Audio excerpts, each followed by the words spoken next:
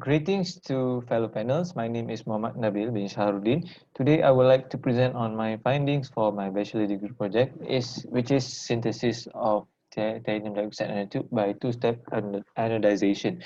To begin, I would like to give some brief introduction on titanium dioxide nanotube and anodizing synthesis. Uh, Titanium dioxide nanotube shows the property of biocompatible, good chemical stability, high surface area to volume ratio, and wide bandgap semiconductor. So the application of titanium dioxide nanotube are biomedical, photocatalysis, and photoelectrochemistry. There are a lot of synthesis techniques to produce titanium dioxide nanotube. One of them is anodizing synthesis, which is a synthesis technique that employ a simple electrochemical cell setup. It involves oxidation process to occur on the metal substrate.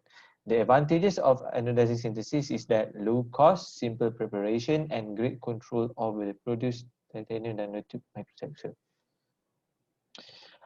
Despite the advantage posed by the said synthesis method, normal anodizing synthesis lack of control on certain structure requirement on the titanium dioxide nanotube.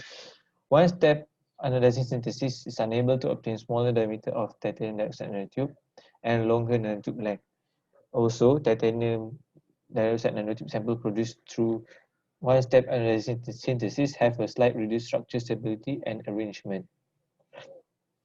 So the objective of this project is to analyze the formation of titanium dioxide nanotube through two-step anodizing synthesis, and also to characterize the morphology and the phase structure of the titanium dioxide nanotube based on anodizing voltage and holding time. The scope for the project are the research on the effects of anodizing time and voltage on the diameter and length of titanium dioxide nanotube. Evaluation of morphology done through SEM. Also, the scopes are comparison on phase structure between anodized titanium dioxide nanotube with different voltage and time, respectively, with XRD and Raman spectroscopy. So this is the methodology of my project from the beginning until the end. Moving forward is the design of experiment.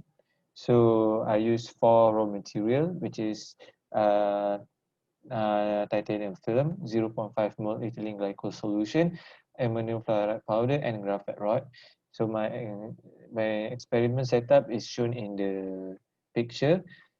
So I use 6 samples in this project, which is B1, B2, B3, C1, C2, and C3.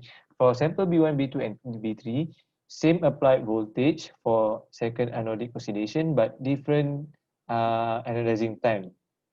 For sample C1, C2, and C3, same anodizing time for second anodic oxidation, but different voltage use. After that, all the samples undergo annealing at 450 degrees Celsius for 1 hour. The characterization technique used in this project are scanning electron microscopy, X-ray diffraction, and Raman spectroscopy. So the result and analysis, I divided into 2 analysis, which is morphology analysis and phase change analysis. So for the morphology analysis, we begin with a comparison on titanium dioxide nanotube produced by 1 step and 2 step. So from the picture, you can see that titanium dioxide nanotube prepared by 1 step anodizing synthesis shows low ordered degree with disoriented arrangement, while titanium dioxide nanotube produced by 2 step anodizing synthesis shows highly ordered and hexagonal structure. This can be explained on the formation of nanotubes by 2 step anodizing synthesis. So during the first anodization, the nanotubes were grown on the titanium film. After that, the titanium dioxide nanotubes were removed using ultrasonic cleaning for 30 minutes, which will then leave the titanium sample with nanoconcave structure. So during the second anodization, the titanium dioxide nanotubes were grown along on the nanoconcave structure, so that the produced nanotube will have same shape as the nanoconcave and ordered arrangement. So it can be concluded that here that two-step anodizing synthesis improve the structural order of the nanotube produced. So for the analyzing time, two journals are used for comparison. So the first one is from Regonini and Clements in 2015. The result shows the graph of analyzing time versus nanotube length. As you can see, as the analyzing time increase, the nanotube length also increase. The author also found out at 5 minutes there are no nanotubes formed, only a porous layer. Um, Meanwhile, after 10 minutes, only nanotube to be appeared, and after 60 minutes, some collapsed nanotube structure can be seen. Same result also obtained by Lee in 2014. Um, During at 10 minutes of oxidation, 10 minutes of analyzing oxidation, analyzing time, only a porous layer, no nanotubes form. As the time increase, the nanotube also present with a greater diameter of the tubes. Um, After that, after 60 minutes, you can see that the nanotube structures begin to collapse as seen with 60 minutes, 2 hours, and 3 hours. So several discussion can be made here.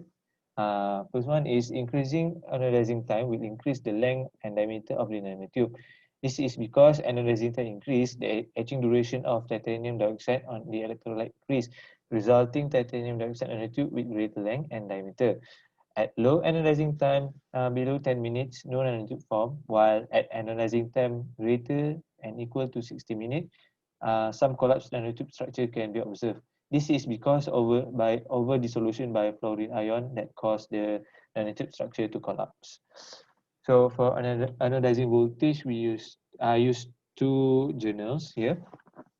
From the first journal, Lee in 2014, shows that no nanotubes form, only top porous layer at 10 volt. The nanotubes start to form at 15 volt. With increasing voltage will also increase the nanotube diameter. For the second journal, from Ismail in 2017, shows that at 10 volt, there are no nanotube form, only a top porous layer. But at 40 volts, the nanotubes start to form and the top porous layer diameter is getting bigger. While at 60 volt, nanotube structure can be seen, some nanotube structure can be seen collapse, ruptured.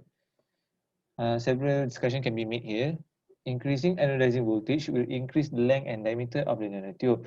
This is due to the increasing anodizing voltage accelerate the etching of titanium dioxide on the electrolyte.